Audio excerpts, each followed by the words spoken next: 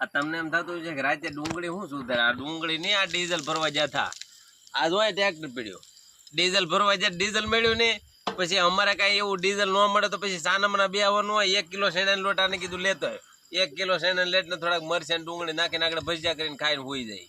Diesel ન મળે કઈ થોડું કઈ ભૂખ્યું રહેવાય. પછી ડીઝલ કાલે સવારે લેવા જવું પાછા. અને આમ જો ડીઝલ મળે કે ન મળે, હાલે કે ન હાલે, ખાજો. ખાધા વગર કઈ નહીં હાલે. ખાધું પીધું ખંભે આવશે. આ શાખવામાં આમ જો આ શાખવામાં 500 ગ્રામ લોટ ને તો શાખવામાં આવી જાય. 3 જણા શાખે હો પાછા, ઝાઝા નથી, 3 જણા શાખે છે.